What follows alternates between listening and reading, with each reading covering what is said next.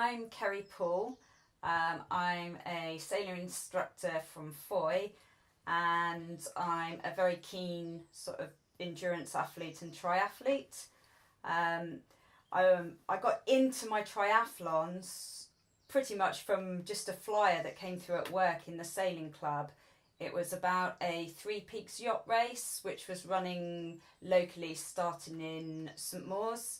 And it was for a team of sort of runners, cyclists, and sailors, and we kind of sailed from point to point and then would cycle and then run to a peak, being Land's End, Bramwilly, or High Willowhays on Dartmoor, and then get back to the boat, run off the moor, back onto our bikes, cycle back to the boat and move on to the next leg. At first we were kind of doing it as a little bit of a joke, sort of, and then it kind of got a bit serious. We realised we all just had mountain bikes at the time, and we realised that trying to ride a mountain bike for 70 miles wasn't any fun. So ended up investing in road bikes, and then my love of cycling sort of hatched.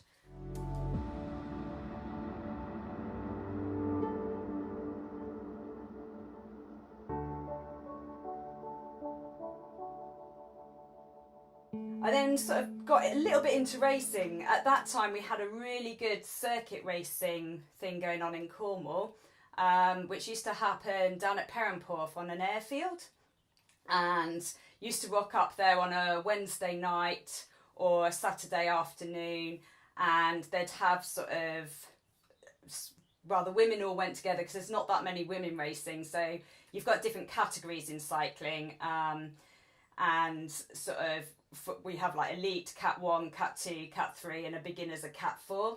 But the women all went together, whereas the men have like a separate cat 4 race, like a beginner's race.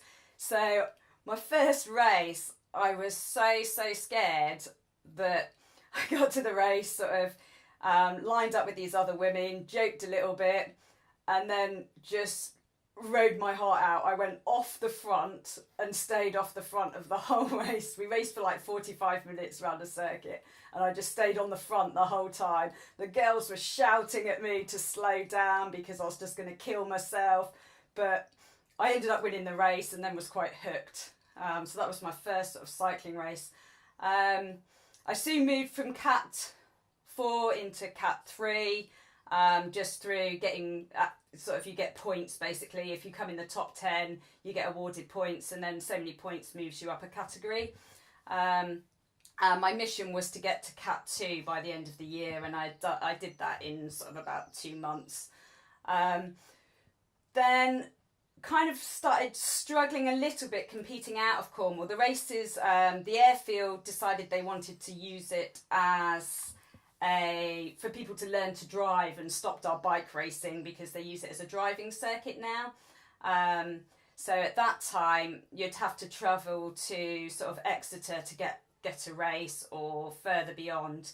And I'm sort of a single parent, and back then my kids were only 7 and 10, and the travelling just really kind of, you'd have to get up very early, travel to these races, and then I found it was quite a sort of drain, getting up that early, racing hard, getting back, feeling exhausted, and then having to deal with kids that are really unhappy because you've spent a day away.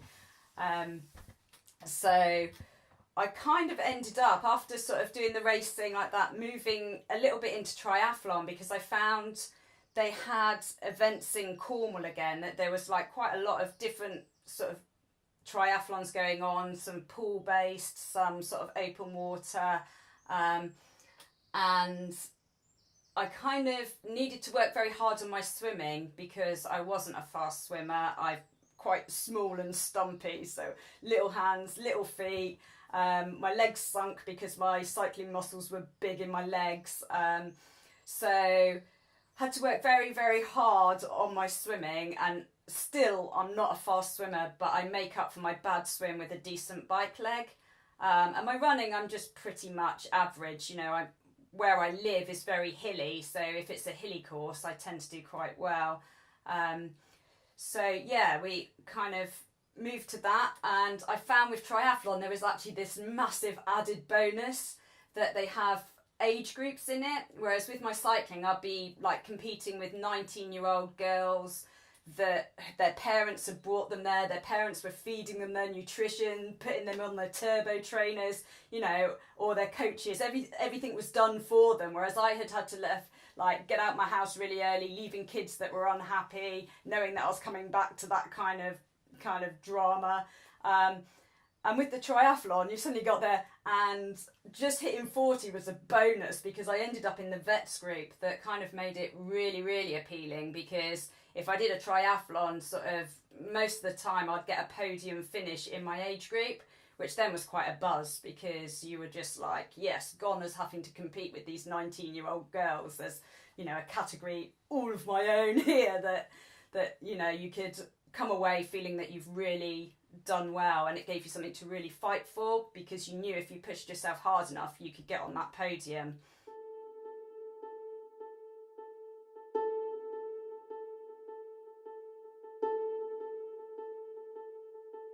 But then sort of sad times happened. My dad was sort of out walking and suffered a cardiac arrest. That was in October. I was at that time just for my training, taking part in, they do like a Ron Hill Run Every Day of October challenge, and I was just kind of taking part in that, and had actually ran that morning up to, there's like a local headland called Gribbin, and been up there. It was an amazing day, photographed it, been back, showing my parents, oh wow, it was lovely up there, had a really good run today. And that afternoon they decided they'd walk up there. My dad had a cardiac arrest. He got airlifted by the air ambulance down to Trelisk, and was down in the sort of what used to be intensive care unit, critical care I think they call it now. He was there for a month, and remarkably pulled through. But my training then kind of suffered, because I spent a lot of time sort of just running my parents around. My mum doesn't drive, my dad used to drive, then of course he couldn't drive, so, and just spent taking them out for days, because you kind of realise that life's too short, and I really wanted to spend as much time as possible. And amazingly, sort of, even though my dad's brain had been starved of oxygen for like 20 minutes, his brain all came back. He used to be a really keen carpenter, and he was in the middle of making some shelves for my brother, and sort of had forgotten what he was doing, and then all of a sudden it all started to piece back together. So that kind of happened, and I kind of stopped training. But then triathlon started again. The first one was the 1st of May in 2017, a little sort of, they run like a pool series that has a pool swim. So I thought, I'll go and test my luck, see where I am. Haven't really trained that hard, but I'll give it a go and just see where I lie. And managed to win my age group in that, so I was quite delighted, and thought, yeah, okay, you know, still got it. Might be able to carry on with this. But then at the end of May, my dad unfortunately had another cardiac arrest and passed away. And that hit really hard. I just suddenly stopped. I just couldn't find the motivation to make myself hurt anymore.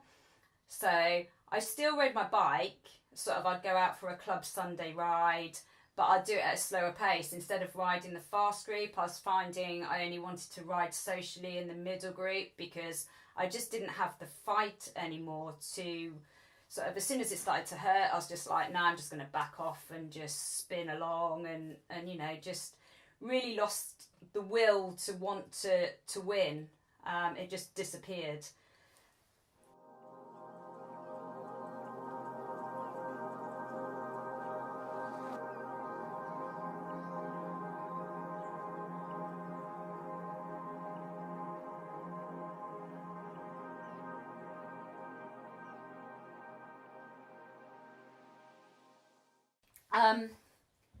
It's taken now sort of, took probably a good 8 months before I could start to get my head round. You know, everybody in the cycling club saying, what racing are you doing? Are you kind of competing? Are you doing, there's like in the winter, there's a mountain bike series called the Soggy Bottoms that I had previously won. Was I going to do this? Was I going to do that? and deep down I did want to do it, but just couldn't kind of pull myself together enough to want to hurt or train hard. So sort of February came, and then sort of March time, I was just like, no, you know what? I need to pick myself up and get back on this, because the training helps, you know, when you're grieving and stuff, just going out and riding your bike or going out for that run, it just frees up your mind. So I decided that I would start training again. So have sort of upped my riding a little bit, realised that with the time off, my core strength had got so weak, which then leads to sort of little niggles in your back, or sort of when you go running, a little niggle in your hip. So kind of my sort of big thing now is that I need to go to the gym. I've started back at the gym, doing my core, sort of lifting a few, lots of lunging, lots of squatting, trying to get my legs back to the strength that they used to be. And also I've still got quite a lot of weight to shed, because I've probably gained a stone just through my lack of training. Where my training stopped, the weight went on. So I'm now at this vicious battle that I want to get back to my race weight, I want to improve my core strength, and yeah, hopefully just get myself back up to speed. So you kind of need a carrot. So like kind of sort of you start doing this training, but sometimes you need something to train for. So the carrot for me was, well, I'd really like to do another sort of half Ironman. In my head, I'd love to do a full Ironman, but of course, being a single parent, sort of you're always juggling your time. It's a case of sort of trying to get out before you need to get them up and ready for school, and sort of get out whilst they're at school, but then that collides with your working hours. So you're always having this little juggle, and you have to kind of just fit in what you can when you can.